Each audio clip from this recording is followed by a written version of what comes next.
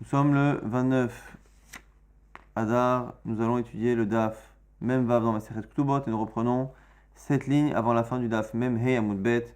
On avait eu deux versions de la marloquette entre Rabbanan et Rabbi Yehuda, et dans la deuxième version on avait dit Ika de Amre, il y en a qui disent que Kula ke Rabbi Eliezer ben Yaakov, que toute la marloquette entre Chachamim et Rabbi Yehuda, elle est selon Rabbi Eliezer ben Yaakov que l'on va étudier dans la suite du Daf. On comprendra exactement quel est cet avis-là. Mais en tout cas, qui voudrait dire quoi? On ne parle pas ici de l'argent qu'il doit payer, mais on parle de Malkout, quelqu'un qui a dit que sa femme n'était pas Betula le soir du mariage, et il est accusé à tort, finalement il se trouve être un menteur. Eh bien on ne parle pas ici pour l'instant de la somme d'argent qu'il doit payer, mais en tout cas de Malkout, des coups qu'il doit recevoir. Il est marqué Veisseru Auto. De là on apprend qu'il faut lui donner 39 coups. En tout cas, Moti Shemra, Loke, Venoten Measela, Vehushe Baal. Premier avis, qui est Rabbanan, qui pense que pour lui appliquer Malkout, il faut qu'il y ait eu consommation du mariage.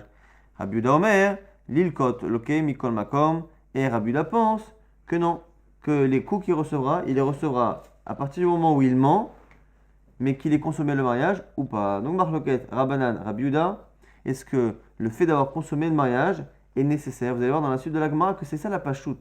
Le sens premier du pasouk, c'est marqué Uva Eléa, il est venu vers elle, donc il a une relation, et après il dit qu'il n'a pas trouvé les Betoulim. Ça a l'air d'être quelqu'un qui le soir du mariage a consommé le mariage, et c'est lors de cette consommation du mariage qu'il a vu qu'elle n'était pas Betula. Mais Rabbi Yehuda dit que non, et qu'en fait dans tous les cas, on le frappera, on lui donnera 39 coups lorsqu'il a menti et qu'il a fait passer la fille pour une fille adultère. Mais ça va, Rabbi Yehuda Lilkot Lokemikol Makom, la Gemara s'étonne, dit quoi? Vraiment, il pense à Rabbi Yehuda que l'homme, quoi qu'il arrive, on lui donne 39 coups. Hatanya, pourtant on a dit dans une braïta, au nom de Rabbi Yehuda, Hatanya Rabbi Yehuda Omer, Baal Loke, Lo Baal, et no Loke. Pourtant il a dit clairement, Rabbi Yehuda, que si il a une relation, on le frappe. S'il n'a pas eu de relation et qu'il a menti, on ne le frappe pas. Donc, ce qu'on a dit ici au nom de Chachamim a été dit une autre fois par Rabbi Yehuda. Donc comment finalement on a deux braïtot qui disent au nom de Rabbi Yehuda deux choses complètement opposées. Une qui dit qu'on le frappera quoi qu'il arrive, et une qui dit au nom de Rabbi Yehuda qu'on ne le frappera que s'il a consommé le mariage. Deux réponses de la Gemara. Amar Nacham bar Yitzchak, Loke Makat Mardut Midei Rabbanan. Première réponse, de dire que les deux braïtot ne parlent pas exactement de la même chose. Une parle au niveau de la Torah. Malkout en général, Lokim c'est Minatora. C'est les 39 coups que la Torah demande qu'on donne à quelqu'un qui a transgressé un interdit négatif de la Torah. Il dit ça, il est d'accord Rabbi Yehuda qu'on ne lui donne pas. Donc dans l'absolu, Minadin, Minatora, Rabbi Yehuda est d'accord avec Chachamim qu'on ne le frappera que réellement si il a consommé le mariage. Ah, pourquoi une fois il y a marqué que ça dépend? C'est parce que Rabbi Yehuda pense qu'on lui donne Makat Mardout, qu'on lui donne des coups des Rabbanan. Ce qui veut dire que la braïta qui dit qu'on le frappera quoi qu'il arrive, c'est qu'en fait, quoi qu'il arrive, on le frappera une fois Minatora, mais s'il n'a pas consommé, ce sera Midei Rabbanan. Mais des coups, il recevra quoi qu'il arrive. Et la braïta qui dit au Rabbi Yehuda qu'on ne le frappera que s'il a consommé, elle parle Minatora. Minatora, on le frappera que s'il a consommé, le reste c'est des Rabbanan. Donc il y a une braïta qui considère le Derabanan et le Deroïta, l'autre qui considère que le Deroïta. Ça c'est le premier avis. Deuxième avis, Rav Papa Amar, Maïba Aloke, de Kataneatam, Mamon. Deuxième version, quand Rabbi Yehuda a dit qu'on le frappe, c'est pas qu'on le frappe, c'est qu'on le fait payer. Et ici, on aurait utilisé le verbe frapper pour dire qu'on va frapper son porte-monnaie. Ça, c'est la deuxième réponse. Donc, en fait, encore une fois, dans les deux réponses, ce qui ressort, c'est que Minatora, Rabbi Yehuda est d'accord avec Chachamim, qu'il n'y a que si le mariage a été consommé par le mari, que son mensonge après va lui causer des coups, les 39 coups de la Torah. La question maintenant, entre les deux, c'est lorsqu'il y a une fois Rabbi Yehuda qui a dit que même s'il n'a pas consommé, on le frappe. Est-ce que c'est des coups des Rabbanan ou est-ce que c'est des coups sur le porte-monnaie? C'est le Me'asala qu'on le fait payer. La Gemara dit Vekaré les Mamon, Malkout. Mais quoi, tu peux appeler Malkout, tu peux appeler de l'argent des coups. Tu peux dire que lorsque la Braïta elle a dit qu'on le frappe, sa kavana en fait c'est qu'on frappe le porte-monnaie et qu'on lui demande de payer. La Gemara dit oui, c'est pas un problème. On a déjà un exemple, c'était aussi Rav Papa, intéressant, qui nous prouve que l'on peut voir des fois des Mishnayot où on parle de frapper alors qu'en fait on parle de faire une sanction financière. Pourquoi? Mais Hatania, c'est une braïta qui dit quoi? Haomer, Hetsi erki alay, noten Hatsi erko. Rabbi Yehuda, Rabbi Yossi, Rabbi Yehuda Omer, Loke, Venoten, Erer Shalem. On a dit Erechin, c'est quelqu'un qui donne au Beth Amikdash, qui s'engage de donner au Beth Amikdash la valeur d'un homme. Un homme a une valeur, s'il est vendu, il peut avoir une certaine valeur. Eh bien, on peut s'engager à donner au Beth Amikdash la valeur théorique d'un homme. Très bien. Donc, que se passe-t-il si un homme s'engage à donner la moitié de sa valeur? J'ai une valeur, X, je m'engage à donner cette valeur-là divisée par 2, X divisé par 2, je la donne au Beth Amikdash. Khatsi, la moitié de RQ de ma valeur, alay, je la prends sur moi comme neder. Alors, qu'est-ce qu'on dit? Premier avis. Noten Hatsi Erko, eh bien, il donnera au Beth Amikdash, il donnera la moitié de sa valeur. Rabbi Yossi, Rabbi Yehuda Omer, Loke, Venoten, Erer Shalem. Rabbi Yossi, il est très dur. Il dit non seulement on le frappe, donc on lui donne 39 coups, et en plus, il paiera, Erer Shalem, il paiera la totalité. Il s'est engagé sur la moitié, eh bien, on le punira doublement, qu'on le frappe et qu'on lui demande de payer la totalité. La Gemara dit Ramar, papa, Loke, Berer Shalem. La Gemara dit, la Gemara dit, Loke la Amai, pourquoi on va le frapper le bonhomme? On ne frappe un homme que lorsqu'il transgresse un interdit négatif de la Torah. Mais là, le bonhomme, qu'est-ce qu'il a fait? Il s'est engagé à faire un éder qui marche ou qui ne marche pas. Donc la Gemara est obligée de corriger. Alors papa, Loke Be'er Shalem. Quand on dit qu'on le frappe et qu'il paye la totalité, non, on le frappe en lui faisant payer la totalité. C'est-à-dire que on le frappe d'une sanction en fait. Ici, le mot Loke veut dire sanctionner et on le sanctionne de payer RR Shalem la totalité parce qu'en fait son éder est dangereux. Pourquoi c'est marque Loke entre Tanakama et Rabbi Yossi? Pourquoi? Parce que si quelqu'un dit Khatsi Erki alay, la moitié de ma valeur, je la prends comme neder. Eh bien, il ne s'est engagé que sur la moitié. Par contre, s'il inverse les mots, et qu'au lieu de dire la moitié de ma valeur, il dit la valeur de ma moitié. RR, Khatsai, la valeur de ma moitié, là il y a un problème. Pourquoi? Parce qu'un homme ne peut pas être coupé en deux, et la moitié d'un homme ne peut pas être séparée de son corps. Donc la moitié est quelque chose qui est, dont la vie de l'homme dépend, et lorsqu'on fait un éder, ou une kedusha, sur un animal, un korban, ou sur une personne, mais sur une partie dont la neshama dépend, comme ici la moitié de la personne, eh bien, la kedusha, ou le neder, a tendance à s'étendre. Et donc, quelqu'un qui s'engage à sanctifier la moitié d'un animal, tout l'animal est kadosh. Il s'engage à sanctifier que la tête, tout l'animal est kadosh. Parce que c'est ça. Il s'engage à sanctifier la patte, ça ne marche pas. Et là, pareil, s'il a dit, je prends le neder de ma moitié, ça s'étend sur tout. Et comme on a peur que les gens les confondent, la valeur de ma moitié ou la moitié de ma valeur totale, eh bien, on a préféré, selon Rabbi Yossi, dire que dans tous les cas, il paiera la totalité pour éviter qu'il y ait confusion. Mais en tout cas, qu'est-ce qu'on voit là-bas? C'est ça l'essentiel. C'est qu'on voit que lorsque Rabbi Yossi dit qu'on le fait payer, il appelle ça loké. C'est-à-dire qu'on le frappe, loké, venoten, on le frappera en le faisant payer la totalité. De là, on apprend que l'on peut parler de frapper pour une sanction financière. C'est la justification de Rav Papa. Maïta, Magzera, Khatsi Erko, Atu Khatsi, Erer Khatsio, ce que vient de dire. Pourquoi on le sanctionne? C'est qu'on a peur qu'ils confondent la moitié de ma valeur et la valeur de ma moitié, que dans un cas il faut payer la totalité, dans l'autre il faut payer que la moitié, de peur qu'ils ne sachent pas faire la différence, on le fait payer toujours la totalité. Parce que si le type il s'engage sur sa moitié à lui, physique, la valeur de sa moitié étant une partie nécessaire à la vie de l'homme, eh bien on ne peut pas la séparer et ne s'engager que sur elle, il faut s'engager à ce moment-là sur tout. Tanoura Banan, maintenant une braïta qui nous dit Ve'ancho oto zemamon, ve'iseru zemalkut. Normalement, on ne peut pas frapper un homme si en même temps on le fait payer. Mais là, ici, dans le cas de Motsi Shemra, non seulement on le fait payer, s'il a menti, mais en plus on le frappe. Ce qui est aussi intéressant, c'est qu'à la base, on ne sait pas quel est l'interdit qu'il a fait. On verra la Gemara aussi. Qu'est-ce qu'il a fait comme interdit pour dire qu'on le frappe?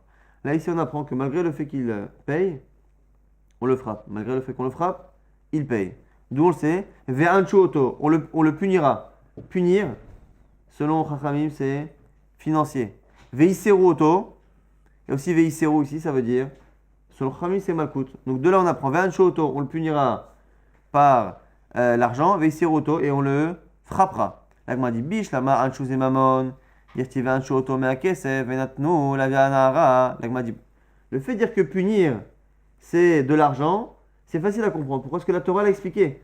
Ve'anchot, on le punira, comment? Mais à kesef, de 100 kesef. Ben là, tu comprends que la punition, c'est le fait de faire payer. Mais veisseru auto, le verbe veisseru, d'où tu sais que ça veut dire malkout? Marabia bao, la mano isseru mi isseru, veisseru mi ben, ou ben mi bin. Comme on apprend, un peu comme on avait fait hier, une sorte de double xerashava, de veisseru auto. Donc ici, veisseru auto, on le trouve chez nous, dans le cas du Motzi Shemra, celui qui crée une mauvaise réputation à sa femme. On retrouve aussi ce même lachon dans le cas du Ben Sorer ou Moré, du fils rebelle. Donc on voit déjà qu'il y a un lien entre la paracha du Motzi Shemra et le Ben Sorer ou Moré. Et dans le Ben Sorer ou Moré, il y a marqué quoi là-bas? Il y a marqué Ben. Il y a marqué là-bas que c'est un Ben, c'est un fils. Et le mot Ben qui est marqué dans Ben Sorer ou Moré, il est aussi marqué dans une paracha hein, où on frappe quelqu'un. Vehaya im bin hakot aracha. Et aussi si le rachat est chayav de recevoir des coups. Donc finalement, on a d'abord dans la paracha qui parle de malkout des coups, on a le mot bin. Le mot bin, on le lit avec le mot ben qui est marqué dans la paracha du fils rebelle. Le fils rebelle, il y a marqué ben, mais il y a aussi marqué veiseru. Ce veiseru, on le lit au veiseru qui est marqué dans Motzi Shemra, ce qui fait un lien finalement indirect, mais un lien entre le Motzi Shemra, celui qui ment, et la paracha qui dit que il y a une binakot aracha, que le rachat il est chayav malkout. De là on apprend que veiseru chez nous, c'est le fait de frapper. Maintenant la Gemara dit, ok le frapper je comprends, mais pourquoi? Le fait de me dire que malgré le fait qu'il paye, on frappe, malgré le fait qu'on le frappe, il paye. Mais à la base il faut un interdit, on ne frappe pas quelqu'un sans interdit. La Gemara dit, Azara, les Motzi Shemra Menelan. Où est écrit l'interdit qui justifierait que l'on frappe? Le fait de me dire que malgré la règle habituelle, on le frappe, je veux bien, mais à la base, pourquoi on le frappe? Rabbi Elazar Omer, Miloteler Rachil Ba'amecha. Du pasouk, Loteler Rachil Ba'amecha. Rachil en général, c'est celui qui est médisant, qui parle mal. Loteler Rachil Ba'amecha, on nous dit que ici ça inclut celui qui dit un mensonge sur sa femme. Rabbi Nathan Omer, autre avis, Mi Venish Marta Mikol Davara. Il dit non, non. Rachil, c'est encore autre chose. Ici, ça rentre, le mensonge, ça rentre dans Venish Martin Mikol Davara. Tu te garderas de toute mauvaise chose. Ça inclut toute mauvaise parole, dont ici la mauvaise réputation. On a la question de la Gemara. Ça va être pourquoi chacun n'a pas accepté le verset de l'autre? Pourquoi chacun s'est senti obligé de trouver un autre verset? Rabbi Elazar Maïtamal Omar Mehai. Pourquoi Rabbi Elazar ne veut pas apprendre du pasuk de Venish Martin Mikol Davara? Parce que lui, il dit que le pasuk sert à une autre halakha de Rabbi Pinchas ben Yair. Mais Nishmata Mikol Davara, le pasuk lorsqu'il nous dit de nous écarter et de faire attention, de nous protéger plutôt de toute mauvaise chose. Mais Kanama Rabbi Pinchas ben Yair, Al Yaher Adam Bayom, Veyavol Idetuma Balayla. Ça vient nous apprendre qu'un homme doit éviter d'avoir des mauvaises pensées la journée pour éviter de fauter pendant la nuit et d'avoir une perte séminale. Alors ici, quelle est l'idée en fait? C'est de dire que même si en général la Torah n'interdit que les actions mauvaises, on aurait pu penser que la Torah n'interdit pas les choses qui précèdent et qui peuvent emmener à la faute. Sur le Rabbi Pinchas ben Yair, ce qui est intéressant, c'est qu'on a non seulement l'interdit de fauter en soi, mais celui qui a créé une situation qui fait qu'à la fin, eh bien, il se passe quelque chose de pas bien, il ne peut pas dire je ne suis pas responsable de cette situation. Là-dessus, on le dit Venish Martin Mikol Davara. Tu as aussi la mitzvah de te protéger en amont de toute mauvaise chose qui peut t'arriver. Du coup, le pasuk étant occupé pour apprendre cette dracha, on ne peut pas l'utiliser pour apprendre qu'on n'a pas le droit de faire Motzi Shemra. Maintenant, vers Rabbi Nathan Maïtama lo Amar Mehai. Pourquoi Rabbi Nathan il ne veut pas apprendre ce verset? Ou Azara le Bedin, Shelo Yerach Lazé, Vekaché Lazé, lui il pense que l'oteler Rachil Be'amecha, c'est l'oteler Rach. Ne sois pas Rach, li, Rach. Ne sois pas tendre avec moi et dur avec un autre. C'est l'interdit que le Beddin a de juger différemment en fonction des affaires, parfois d'être cool, parfois d'être plus strict, cool avec lui, strict avec l'autre, on l'inverse. Ça. Donc du coup, on a deux limoudim de l'hôtel Rachil et de Nishmata Mikol Avara qui, en fonction de si je pense l'un ou l'autre, je vais apprendre l'autre halakha, la troisième halakha d'un verset ou de l'autre. Maintenant, au sujet de Motzi Shemra, on nous dit Lo amar le'aidim bo'u ve'aiduni ve'em eidim oto me'elehem. Un homme dit que sa femme elle est pas betula. et lui il ne demande pas des témoins de venir témoigner. Simplement, il y a des témoins qui viennent renforcer sa parole. Donc lui il dit, moi j'ai pas trouvé les bétoulim. Il y a deux témoins qui viennent dire, ah, effectivement, vous savez, cette femme-là, entre les kiddushin et les nisoïn, eh bien on a vu quelque chose. Et oh, qu'est-ce qu'on dit? Et dans le cas maintenant où il s'avère que tout est faux.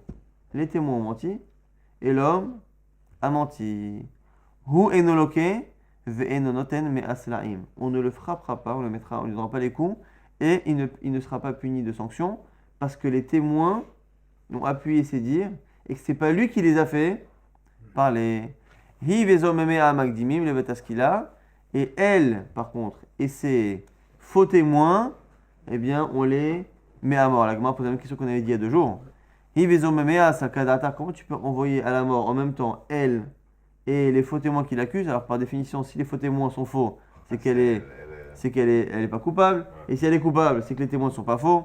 Elle va dire non. Et là, zomemea magdimim le betaskila. C'est-à-dire que soit elle, soit ces témoins, parce que ces témoins, eh bien, s'ils l'ont accusé à tort, on va leur faire à eux comme ils ont voulu lui faire. Et pour dire en gros que même quand il y a des témoins qui sont passés entre-temps, eh bien, par rapport à l'homme, ça va tout changer.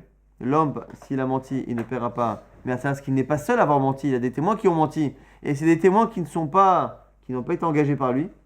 Donc c'est pas sur sa parole qu'on a voulu faire, c'est sur la parole des témoins. Par contre, elle, ça ne change rien. Elle a fait une faute. Autant c'est pas parce qu'après le mari a parlé, mais aussi des témoins ou pas des témoins, ça ne change rien à sa faute. Comme on avait dit hier, on se base pour la faute au moment de la faute, au moment où elle est nara, alors que l'homme, c'est au moment où il parle lorsqu'elle est éventuellement boguette, comme on avait dit hier, ou éventuellement lorsqu'il y a des témoins qui viennent l'appuyer. Tama de amalehu, afalgav, delo agrinhu. La Gemara nous dit, on fait un diouk. Le fait qu'on a dit dans cet enseignement que quand est-ce que le mari ne paiera pas et quand est-ce que le mari ne sera pas frappé, c'est dans le cas où les témoins sont venus appuyer ses paroles, mais sans qu'il leur demande de venir. De là on déduit que s'il leur demande de venir, c'est là que, dans ces cas-là, par contre, il devra à la fois payer, à la fois être frappé. Ce qui sous-entend que le simple fait qu'il leur demande de venir, même s'il ne les a pas rémunérés. Pourquoi? Parce que sinon on aurait dû dire quoi? Quand est-ce que le bonhomme il est pato, il est dispensé? Lorsqu'il n'a pas payé des témoins. De là tu apprends que s'il les a payés, parce qu'en fait c'est une marloquette. La poukim de Rabbi Yehuda. Ce que Rabbi Yehuda il pense, dans une braïta, Tanya Rabbi Yehuda Omer, Eno chayav ad sheyiskor edim. Tout le monde est d'accord que lorsque les témoins viennent appuyer ses dires, eh bien, soit ça le dispense, soit ça le laisse chayav, mais à la condition que ce soit lui qui ait demandé aux témoins de parler. Finalement, les témoins ne font que répéter ces mensonges. On est d'accord. Maintenant, la marque qui est entre Rabbanan et Rabbi Yehuda, c'est est-ce que on va le juger coupable lorsque les témoins ont été engagés par lui, que lorsqu'il les a engagés avec de l'argent, ou le simple fait qu'il leur demande de témoigner, à faux, selon Rabbi Yehuda, il faut absolument qu'il les ait payés. Maïtama de Rabbi Yehuda, pro Rabbi Yehuda, il pense ça, Marabi Abaou, Atia, Sima, Sima. Le verbe lassim, mettre, est marqué dans 2 parachiotes. Tivachav et Samla, Alilot Devarim, au sujet de celui qui invente une réputation mauvaise à sa femme. Marqué Vesam, là, il a mis sur elle, il a placé en elle une mauvaise réputation des mensonges. Urtivatam, et c'est marqué par ailleurs, Lotisimun alavne cher. Lorsque quelqu'un prête de l'argent à un frère juif, il ne faudra pas qu'il qu'il place un intérêt. Et là-bas, on utilise le même verbe.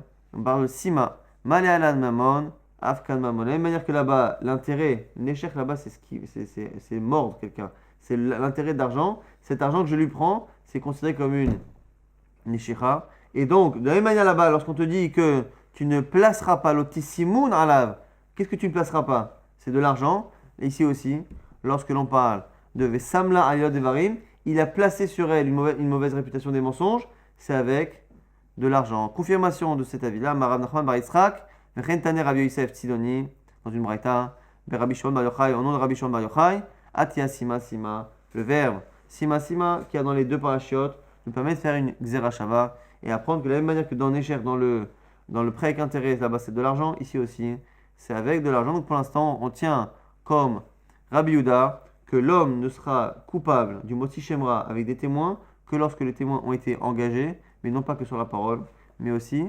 financièrement. Du coup, comme Nécher dans la Torah, là-bas, l'intérêt, c'est l'intérêt financier avec de l'argent. Donc ça s'entend qu'il engage avec de l'argent. Du coup, la Gemara va poser quelques questions. Comment fait-on pour savoir quelle est la halakha lorsque les témoins sont engagés par l'homme, sont engagés par le mari, mais pas avec de l'argent, avec quelque chose qui a de la valeur, mais qui n'est pas de l'argent.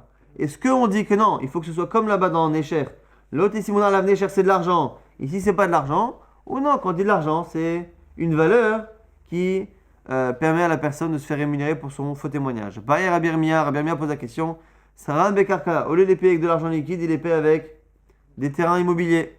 Mahou, qu'est-ce qu'on fait? Les parents du Shei Prouta, s'il les paye avec une valeur qui est plus faible que la valeur minimale de la monnaie. À partir du moment où on descend en dessous de la première pièce de monnaie, on n'est plus dans de l'argent. On ne peut pas, même aujourd'hui en France, faire une transaction de 1,5 cent, 1,5 centime d'euro. On ne peut pas, ça n'existe pas. Donc en dessous de une prouta à l'époque, c'était pas de l'argent. Est-ce que, comme c'est pas de l'argent, eh bien, il n'est pas tout? Ou est-ce qu'il n'y a pas d'argent, mais c'est comme une valeur? À partir du moment où ils ont été rémunérés d'une quelconque manière, ça marche. Et dernière, halakha qui ressemble un peu à l'avant-dernière, Mahou, Shnehem et Prouta Mahou. S'il les a payés les deux avec une prouta. Alors, et la prouta, l'argent, il est là. Mais comme c'est une prouta pour deux, tu peux considérer que chacun a eu la moitié d'une.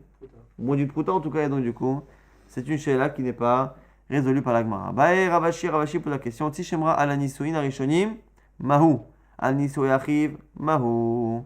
Quelqu'un qui a épousé une femme, qui la divorce, qui la réépouse. Et au moment de la réépouser, il va au Bedin, il dit, vous savez, c'est pas maintenant le problème. Mais maintenant que je l'ai épousée, j'ai oublié, je vous ai pas dit, hein, mais quand je l'avais épousée il y a 6 mois, avant de la divorcer, de la réépouser, eh bien il y avait un problème que je n'avais pas trouvé les Betoulim. Est-ce que ça marche? Ou est-ce que maintenant c'est une nouvelle histoire qui commence et qui n'a pas le droit de le faire? La question c'est est-ce que il n'y a que le mari qui a le droit, mais que le mari a le droit, mais dans un autre mariage, ou il n'y a que le mari, lors de ce même mariage, qui a un droit de éventuellement accuser la femme, mais peut-être que ce même mari-là, lorsqu'il se retrouve avec cette même femme et dans un second mariage, eh bien, c'est comme si c'était une autre personne et qui n'a pas le droit de parler sur l'ancien mariage. C'est une question. Al-Nisoe arrive, où ici on parle de quelqu'un qui fait la misa de Yiboum. Donc il vient faire la misa de Livera, son frère est décédé sans descendance, et lorsqu'il prend la Ibama, il dit, moi mon frère il m'a dit qu'il n'a pas trouvé les Betoulim, donc je veux pas payer la K'touba, ainsi de suite. Et donc, dans ce cas, c'est une question que la Gemara pose. La Gemara dit Peshot miyahada. Le premier, je ne peux pas te répondre. Le deuxième, je peux te le répondre. Pourquoi? Netane Rabbi Yona a dit Ed biti natati la ishaze. Lorsque le père vient défendre sa fille, la Torah dit qu'il dit Ed biti ma fille, natati, je l'ai donné, la ishaze à cet homme. Pourquoi zé? Je l'ai donné à un homme. Pourquoi cet homme-là prend précise? Pour dire que c'est cet homme-là et pas un autre. La zé. Mais l'Oléabam, c'est venu nous exclure le beau-frère. On a déjà utilisé ça aussi il y a à peu près 2-3 semaines pour dire qu'on a une dracha qui nous exclut le droit que le beau-frère aurait lors du hiboum d'accuser la fille que lors du mariage de départ avec son frère, elle n'a pas été Betula. Maintenant on revient, rappelez-vous, à la fin du daf d'hier, on avait dit que la marloquette entre Rabbi Yehuda et Rabbanan sur est-ce que le mari peut parler, est-ce qu'on applique la halakha du moti chamra, du mari menteur, est-ce qu'on l'applique que lorsqu'il a consommé le mariage ou pas? On avait dit peut-être que cette marloquette elle est dépendante de la marloquette entre Chachamim et Rabbi Eliezer ben Yaakov. La Gemara dit Maï Rabbanan ou Maï Rabbi Eliezer ben Yaakov. Bon, tu m'en as parlé hier comme si j'étais au courant de qui c'était. Tu peux m'expliquer c'est qui ce Rabbi Eliezer et Chachamim? Netanya Simraita. Ketzad Otsad Shemra. C'est quoi le cas de Otsad Shemra, le digne de celui qui a menti sur sa femme? Bale Beddin, le type va au Beddin, le mari, Ve'amar, Ploni, Lo Matsati, le Bitecha Betulim. Il s'adresse au père et il dit Ploni, je n'ai pas trouvé à ta fille des Betulim. Im Yesh Adim Shezinta Tahta. Yesh Laktuva Mane. Début de la Braïta, on va la lire dans la suite après. Mais la Gemara ne peut pas supporter que le début déjà, ça dit quelque chose qui est insensé. Donc on va être obligé de s'arrêter pour comprendre. S'il y a des témoins qu'elle a trompé son mari pendant le mariage, Yeshla Ktuva Mané. Elle a une Ktuva de Amané. Il m'a dit quoi? Qu'est-ce que tu me racontes? Imesh Adim chez Zinta Tartav. Yeshla Ktuva Mané. Batskila, qu'est-ce que tu racontes? Si le type l'accuse, et qu'il y a des témoins qu'elle a fauté, elle est chayavet mita, elle doit être mise à mort. Qu'est-ce que tu racontes qu'on va lui donner un mané de la Ktuva? Achikama, non, il manque des mots. Im yesh adim shezinta tahta biskila, pas shoot. Si il y a des témoins, elle est mise à mort. Zinta meikara, quand est-ce qu'on a dit qu'il y a un mané? C'est lorsqu'on a des témoins qui viennent, mais dire qu'en fait, elle a une relation, mais pas entre les Kiddushin et les Nisuin comme on craint, mais avant. Donc en fait, le seul problème c'est quoi? C'est que ce type-là a épousé une fille qu'il pensait être Betula, qui finalement ne l'était pas, mais il n'y a jamais eu adultère, donc la fille n'a pas à être punie, simplement. La Ktuva qu'elle a, c'est une Ktuva de Hamané. On continue dans la Braïta. Nimsa Shemra. Et no Shemra, dans le cas par contre où la mauvaise réputation qu'il a fait est fausse. Hu loke venoten me'asela, ben Baal ou ben lo Baal, on lui donnera 39 coups et il paiera sans cela que le mariage ait été consommé par le mari ou pas. Rabbi Eliezer ben Yaakov Omer, lo nemru dvarim halalu ela shebaal. Lui il pense, Rabbi Eliezer ben Yaakov, que à la fois les 39 coups et à la fois l'argent ne sont donnés que si le mari a consommé le mariage. Donc on a une marloquette globale sur à la fois la sanction financière et à la fois sur les 39 coups. Est-ce qu'ils sont dépendants du fait que le mari ait consommé le mariage ou pas? C'est la marloquette Rabbi Eliezer ben Yaakov et Rabbanan. Maintenant la Gemara va dire que c'est toute la paracha. Je vais vous la lire rapidement, après on l'étudiera en détail, mais la paracha de Mossi Shemra a l'air réellement de parler d'un cas où il y a eu consommation du mariage. Lorsqu'un homme épouse une femme, et ou Baéléa, il va avec elle. C'est une bia. Baéléa, c'est une bia. Donc il va avec elle, ou Snea, et après il la déteste. Donc on parle, la Torah a choisi de parler du cas où le type il est menteur. Donc il va avec elle, c'est marqué qu'il va avec elle. Donc il faudra que Rabbanan, qui dise que dans tous les cas il paiera, il faudra qu'il justifie. La Torah a dit un homme qui se marie, qui consomme, qui va avec elle, ou Snea qui la déteste, Vesamla alilot devarim, et il place sur elle des mauvaises paroles. Aussi aller à Shemra et il lui donne une mauvaise réputation. Ve Amar qui dit, donc des mensonges et une mauvaise réputation. Et Taïcha Azot la Karti. J'ai pris cette femme-là, je l'ai épousée. Va Ekra Veléa et je me suis approché d'elle. Deuxième encore répétition pour prouver qu'il faut bien que le mariage ait été consommé. Velo Masatila Betulim et je n'ai pas trouvé des Betulim. Donc on voit bien que c'est marqué par deux fois qu'il y a eu relation. À la fois la Torah le décrit. Après lui dans son argumentation. Il dit qu'il a une relation, Vélo Matza et qu'il n'a pas trouvé. Donc il n'a pas trouvé, ça veut dire qu'il a cherché, entre guillemets, physiquement quelque chose qu'il n'a pas trouvé. Comment imaginer, comme ce que dit Rabbanan, que non, même s'il n'a pas eu de relation, mais qu'en fait il a entendu des témoins ou quelque chose, eh bien, ça rentre encore dans la paracha. Et à ce moment-là, le père et la fille sortiront les Betoulim de la Nara, comment? Ezikneaïr, vers les sages de la ville, vers Amar Avianara la Zekenim, et le père dira devant les sages, Et biti natati la ishazé, j'ai donné ma fille à cet homme-là, Vaisna et maintenant il la déteste, Vehine Husam alilo devarim le mort, et il a placé des mensonges sur elle en disant, L'homme atati le bitecha betuli, je n'ai pas trouvé de Betulim à ta fille, et le père dit, ben voilà, ça c'est l'accusation, Ve'ele Betuli biti, et voici les Betulim de ma fille, ou farsu hasim na lifnezik naer, et on étendra le drap devant les sages de la ville. Donc du coup, la paracha. Parce qu'au départ on dit qu'il a été avec elle. Après dans son argumentation il dit Jacques Shebish, la mal Rabbi Eliezer ben Yaakov, et nous dire si vous baléa. Selon Rabbi Eliezer ben Yaakov, je comprends, la Torah elle a dit ou baléa, il va avec elle. Va écraveléa. Et quand lui vient, il dit j'ai été avec elle. Il a l'air Rabbanan. Maïou baléa, va écraveléa. Selon Rabbanan, à quoi servent ces deux expressions? L'Agma a dit ou baléa. Ba'alilot, va écrire Eléa bidvarim.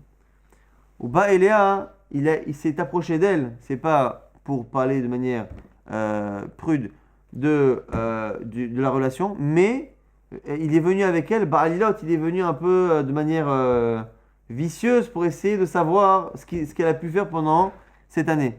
Va écrire Eléa, et lorsqu'il dit je me suis approché d'elle, c'est bidvarim, c'est par la parole, c'est en gros, j'ai cherché par la parole le soir de ce mariage, pour essayer de voir si pendant un an il n'y avait pas eu quelque chose. Et c'est là qu'il a entendu quelque chose et qu'il ramène après des témoins.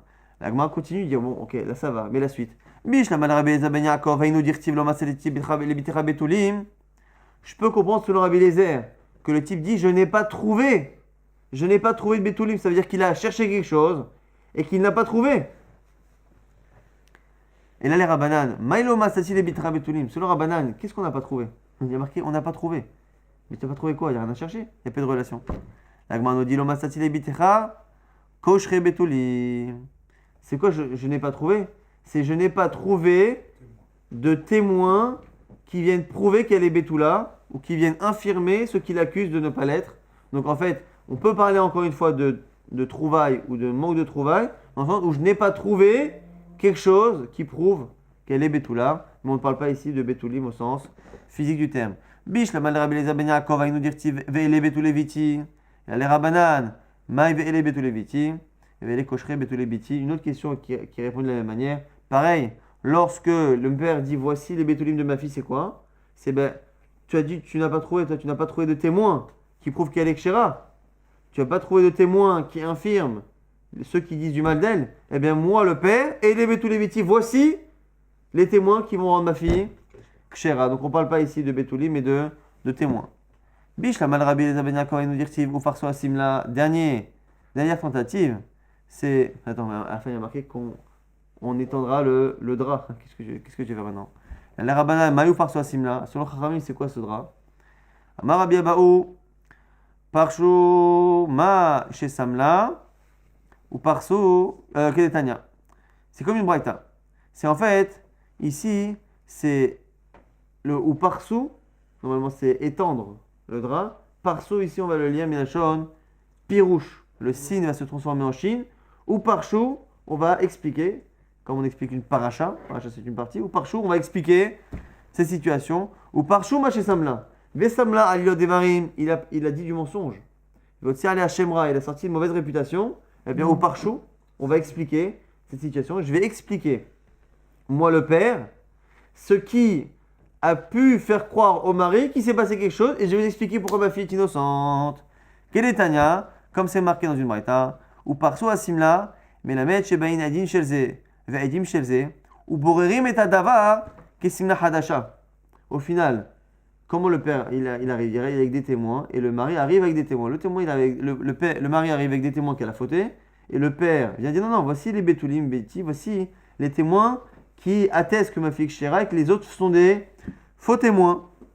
La Braïta nous dit clairement on amène les témoins de chacun ou Borerin et on va être Mevarer, on va essayer de trancher, d'éclaircir la chose qui est Simla Hadasha comme un drap qui est neuf. Rabbi Eliezer ben Yaakov Omer, Narim Kiktavan, Simla Mamash, et c'est que Rabbi Eliezer qui pense que le drap là-bas, qui est marqué dans la paracha, c'est à prendre au sens propre. Rabbanan, c'est comme ça que c'est expliqué là-bas dans le Chumash selon Rashi, que toute cette paracha qui parle de drap ou qui parle de truc n'est pas réellement une histoire de drap, c'est une métaphore pour parler de la situation qui n'est pas claire, des preuves ou pas des preuves. Donc on a pris ce langage-là de Simla. Oui, non, mais dans tous les cas, ça marche aussi. S'il y a réellement une relation et un drap, ça marche. Ça marche. Mais même s'il n'y a pas, c'est pas nécessaire. C'est ça que ça veut dire. Shalach Rabbi Yitzhak bar Rabbi Yaakov bar Gioré Mishmed Rabbi Yochanan. On a dit au nom de Rabbi Yochanan, Afalgav shelo matzinu bechol haTorah kula shechilek hakatuv ben bi'a kedarka lebi'eh shelo kedarka lemakot ou l'onashim. Même si en général, il n'y a pas de différence lorsque l'on punit quelqu'un à propos de n'importe quelle faute. On ne fait pas la différence en fonction de est-ce que la relation qui a eu lieu est une relation qui a été faite, une relation on va dire classique, ou une relation dans une partie de la femme qui n'est pas une relation classique. Aval Moti Shemra, la Gemara ici propose dans une braïta, on Rabbi Yochanan Mechila propose qu'ici on fasse une différence. Rilek Achiv O Enochayav Achiv O Shelo Kedarka Yotzi Shemra Shelo Kedarka. Pour l'instant on envisage de dire que selon celui qui dit qu'il faut absolument que le mari est consommé, eh bien, qu'il ait consommé le mariage de manière traditionnelle ou de manière non traditionnelle, ça marche. Par contre, son accusation doit être sur une tromperie de la femme, un adultère, mais dans une relation traditionnelle. C'est comme ça que l'agma envisage pour l'instant. L'agma dit Keman. Et ça va comme qui ça? Kerabanan? C'est pas possible. Afagav de Loba, Rabanan, il pense que le mari n'a pas besoin de consommer. Et Rabbi Eliezer ben Yaakov. Et si c'est comme Rabbi Eliezer ben Yaakov qui pense qu'il faut que le mariage ait été consommé, il dit Vedi Kedarka Bainan. Selon Rabbi, on a dit quoi selon Rabbi Eliezer ben Yaakov? D'où on sait qu'il faut que le mari ait consommé, parce que la paracha parle d'un homme qui a consommé et qui après amène un drap et le père amène le drap, et t'as dit, mais si la relation n'a pas eu lieu à l'endroit classique, il n'y a pas de drap, donc du coup ça peut pas être non plus Rabbi Eliezer ben Yaakov. Comme cet enseignement de Rabbi Yochanan a l'air de parler d'une relation, ça peut pas être Rabbanan. Mais on parle de relation, mais qui ne peut pas être éclairci par un drap, comme Rabbi Eliezer qui veut comprendre toute la paracha au sens propre. Donc ça peut pas être Rabbi Eliezer ben Yaakov, la Gemara, du coup, dit il y a une erreur. C'est que Rabbi Yochanan a donné beaucoup d'enseignements, et très souvent, il y a des marloquettes sur qu'est-ce qu'a dit Rabbi Yochanan, très souvent on corrige. Rabbi Yochanan, a priori, a enseigné beaucoup. Donc il y a énormément d'élèves qui citent Rabbi Yochanan en son nom, alors que les autres rabbinim en général de la Gemara, il y a 1, 2, 3 Amoraïm qui étaient connus pour être les élèves. Mais là, ici, encore une fois, c'est un nom qu'on n'a pas l'habitude de voir, qui est le nom de Rabbi Yochanan, donc qui peut être sujet à erreur. Et là, Shalach, Rav Kahana, Mishmed Rabbi Yochanan, donc on a corrigé finalement au nom de Rabbi Yochanan. Et non, Hayat Sheivarol Kedarka, mais aussi Shemra Kedarka, pas du tout. Selon Rabbi Eliezer ben Yaakov, encore une fois, on est sur Rabbi Eliezer ben Yaakov, eh bien, de la même manière que l'accusation de l'homme doit être liée à une relation classique, pareil pour la relation qu'il a. Maintenant, nouvelle Mishnah. Un père peut choisir, lorsque sa fille est mineure, c'est lui qui choisit de la marier. Ce qui est intéressant, c'est que non seulement il la marie, mais c'est lui qui bénéficie de l'avantage qu'il y a dans le mariage. Donc c'est lui qui reçoit l'argent, si c'est de l'argent. Si c'est un shtar, un document, c'est lui qui le reçoit. Donc il est vraiment le tuteur de la fille, parce qu'elle est trop jeune pour avoir une décision. Bishtar, donc le document, ou Bébia, et la relation. Alors la relation, comment ça marche? Eh bien, c'est lui qui choisit d'envoyer sa fille à la nuit de noces. Et donc, du coup, il a finalement à chaque fois une main sur les 3 types de Kiddushin. Zakal Ben Tiata, le père, il a le droit de prendre tout objet que sa fille a trouvé. Oumarse Adea, et si sa fille travaille, c'est lui qui empoche l'argent, on l'a déjà étudié précédemment. Oumafara Nedareha, et si elle a fait un vœu, eh bien, c'est le père qui peut l'annuler. Oumkabel et Gita, et si elle est divorcée, si elle divorce, c'est lui qui reçoit le guet à sa place si elle est encore mineure, encore une fois.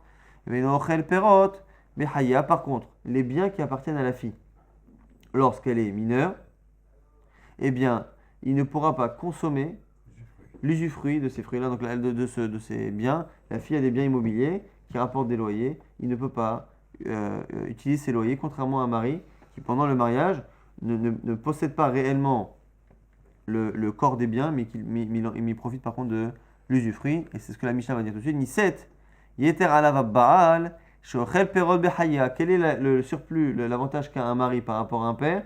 C'est que le mari consomme l'usufruit des biens de sa femme. Et il doit aussi nourrir sa femme.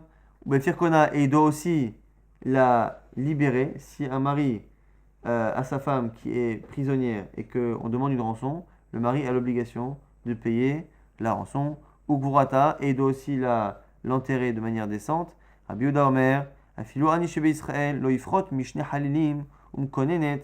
Et nous dit Rabbi Yehuda qu'il y a un minimum, le plus pauvre des pauvres ne doit pas s'empêcher d'avoir. Halini, c'était des instruments que l'on prenait pour les enterrements. Konenet, c'était c'était une pleureuse, ça se faisait à l'époque de la Gemara, ça se faisait encore il n'y a pas longtemps dans les pays du Maghreb. Quelqu'un qui pleure et qui du coup fait pleurer les autres. Ça permet aux gens de ressentir la peine. C'était des professionnels qui étaient payés pour faire pleurer. Plus facile à comprendre dans les pays qui le font encore un peu.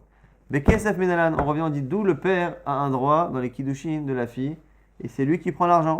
Amaraviuda Makra, Yatz Ahinnam en Kasef. C'est marqué dans la paracha de Mishpatim. Vechim Koish et Bitole Ama. Lorsqu'un homme vendra sa fille comme servante, eh bien, elle ne sortira pas comme les autres servantes. À un moment donné, on dit quoi? Qu'il y a plusieurs manières de faire sortir une fille qui est servante, mais si à un moment donné, il n'y a rien de tout ça, et qu'elle devient Nahara, donc elle commence à avoir ses signes de puberté, et la Torah ne veut pas qu'une femme devienne esclave, devienne servante de quelqu'un, donc cette fille-là, maintenant qu'elle devient femme, c'est fini. Et à ce moment-là, qu'est-ce qui se passe? Et s'il ne lui fait pas une de ces 3 choses-là, ni l'épouse, ni la libère, ni rien, et kasef, et qu'elle arrive à l'âge adulte, elle sortira gratuitement en kasef. Alors en général, quand c'est gratuit, c'est sans argent. En général, quand c'est sans argent, c'est gratuit. Donc il y a ici une redondance que les Chachamim veulent comprendre. C'est quoi une kasef?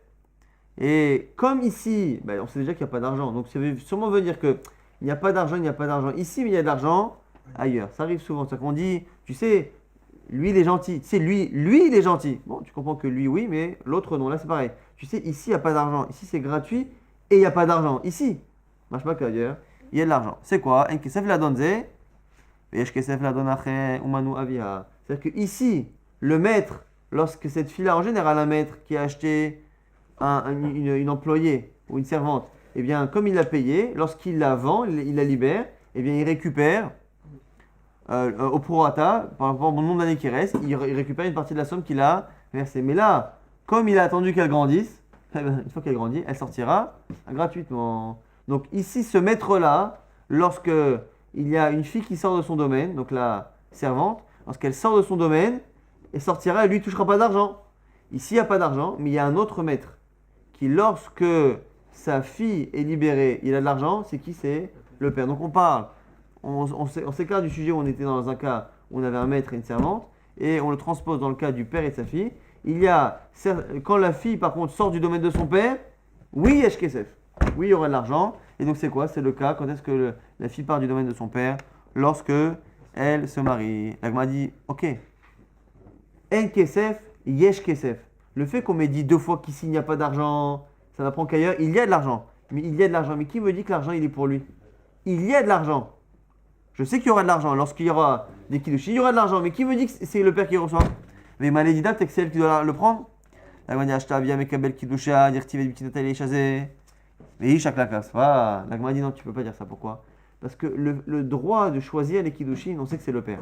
Le fait de choisir. Pourquoi? Parce qu'on l'a vu dans la paracha de Moshe Shemra, le père qui vient dire, mais non, ma fille est kshera, il commence par dire, et biti ma fille, natati, je l'ai donné à cet homme. De là, on voit que le fait de choisir le mariage, le mari, c'est le père qui te fait. Et la Gemara nous dit, c'est pas possible. S'il y a de l'argent de kiddushin, c'est pas possible que cet argent-là, il aille à la fille, alors que la décision, c'est le père. Quoi. Le père, il choisit de les kiddushin, après l'argent, au lieu d'aller en sa main, il va dans la main de la fille. La Gemara dit, c'est pas possible. S'il y a de l'argent dans les kiddushin, forcément, c'est pour celui qui prend la décision. C'est le père. S'il est tuteur, il est tuteur à la fois pour la décision et à la fois pour l'argent. La Gemara dit, ok, tu as raison. Vemani mile ktana, mais peut-être que tout ça, c'est que pour une ktana. Parce que là-bas, on parle, a priori, d'une ktana. D'élite les yad, que la ktana, elle n'a pas de yad, elle n'a pas de main. Un katan, il n'a pas de possession.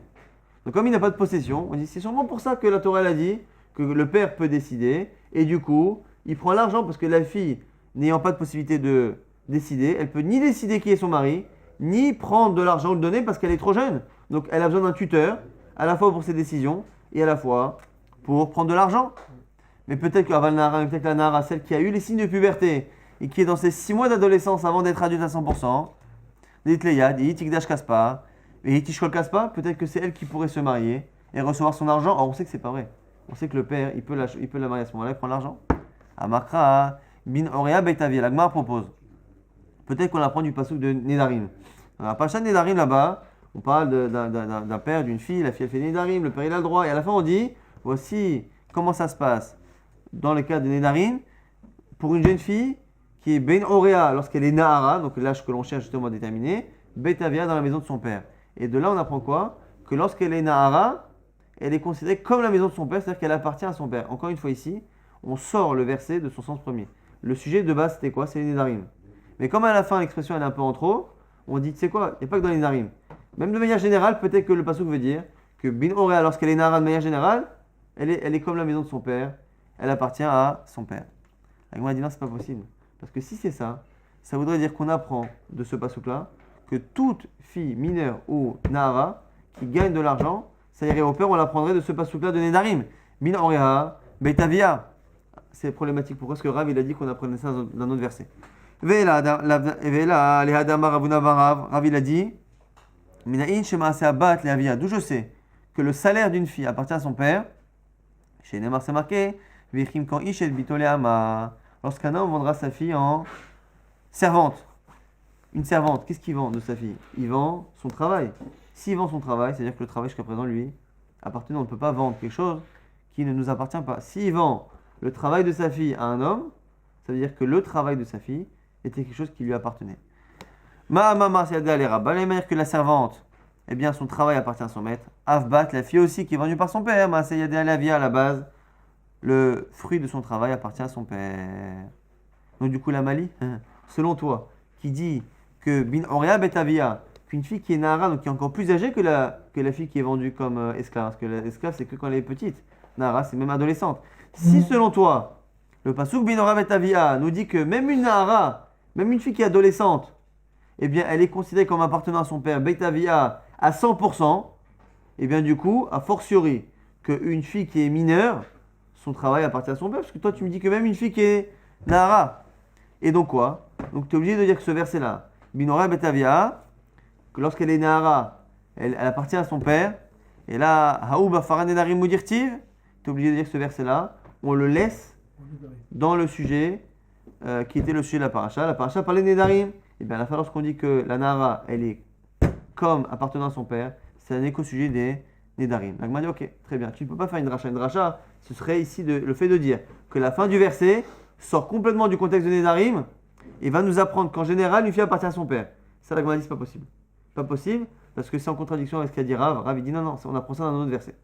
Donc la Gemara dit, ok, peut-être qu'on ne peut pas l'apprendre parce que le verset sort du sujet, mais on a aussi un principe de Mamatzin, et Mamatzin, ça fait partie des 13 manières que l'on a d'apprendre une halakha. On peut dire que même si le verset parle d'une chose, si dans ce domaine-là de Nedarim, la fille appartient à son père, eh bien jusqu'à preuve du contraire, pourquoi pas aussi dans le domaine financier. C'est un limoud qui s'appelle Mamatzinu, c'est une sorte de pourquoi pas. Si ça se passe comme ça là-bas, pourquoi pas dans une autre halakha. Mais comme c'est un Mamatzinu, c'est pourquoi pas, dès qu'on a une raison de trouver une différence, on ne la fait pas. Donc la Gemara dit, peut-être qu'effectivement le verset parle de Nahara, mais peut-être qu'au sujet de l'argent des Kiddushin, je pourrais apprendre que de la même manière que pour les Nedarim, la fille elle appartient à son père, pour les Kiddushin elle appartient à son père. La Gemara dit non, Vechiteman, il a fini, si tu vas apprendre de là-bas, tu ne peux pas. Bah, mon ami Isura, le Yelfina, on a un principe. On n'apprend pas d'alachot d'un sujet à un autre lorsque c'est deux domaines qui sont hermétiques. Les Isurim, les interdits, les Darim, je m'interdis de prendre ça, de consommer, de faire. Les Darim, c'est des Isurim. Là, ici, on parle d'argent. L'argent des Kiddushin, c'est du Mammon. Ce sont deux domaines qui n'ont aucune interaction à l'Afrique l'un avec l'autre. Mais Chiteman, Elaf Miknasa, tu dis qu'on n'apprend pas d'un Issour à l'argent? J'ai te trouvé un cas où il y a de l'argent. Un Knas, lorsqu'on a dit, il y a quelques dapim, qu'un homme contraint une fille à avoir une relation ou la séduit, il faut qu'il paye un Knas de Hamishim. Ce Hamishim là, il va à qui? Il va au père. Tu vois bien que lorsqu'il y a de l'argent pour la fille et qu'elle est encore jeune Nahara, l'argent il est au père. Ben, la même chose ici. Là, il dit non. Mon ami Knasa, loyal final, on ne déduit pas les règles de l'argent du Knas. Vechiteman, il a Boshetuvgam. Et si tu veux l'apprendre de Boshetuvgam, c'est les sanctions. Là, ici, c'est pas un Knas. Knas, c'est une sanction. Si on a dit, c'est une amende qui n'est pas compréhensible. Knas, c'est un dommage d'intérêt. Donc, c'est de l'argent. Donc, comme c'est de l'argent réellement, tu peux pas dire ici que c'est deux domaines différents. C'est de l'argent. Autant le Knas, c'est une amende forfaitaire, on ne la comprend pas. On a dit, c'est un chidouche. Comme c'est un chidouche, on ne peut jamais apprendre. Un détail dans les Knasot, dans les amendes, on ne peut pas l'apprendre ailleurs. Parce que l'amende, c'est quelque chose qu'on ne comprend pas comment ça marche. Mais là, ici, Boshetuvgam, la Gemara dit non, Shane Boshetuvgam, Davia, Nami Shayarba. Ici, Boshetuvgam, pourquoi c'est le père qui reçoit? Il y a une raison. C'est parce que le père, il a une perte lorsque la fille a été contrainte d'avoir une relation avec un homme. Il perd quelque chose parce que cet homme-là aurait pu éventuellement choisir de la marier avec quelqu'un d'autre. Et là, Misabra de Chimema et Rachamana, Yetsia de Kavata Kamema et la Gemara dit non, en fait, c'est une logique. Puisqu'à la base, on a dit que lorsque un homme a une servante qui arrive à l'âge où elle est pubère, et bien à ce moment-là, elle sortira sans argent. Eh bien, ça vient nous apprendre qu'ici, il n'y a pas d'argent, mais ailleurs, il y a de l'argent. Eh bien, on fait une ressemblance qui est totale. De la même manière que dans le cas là-bas de la servante, s'il y avait eu de l'argent, ça aurait été pour le maître. Eh bien, là, on dit qu'il y aura de l'argent. Il y aura de l'argent pour celui pour qui c'est Shayar, c'est le maître.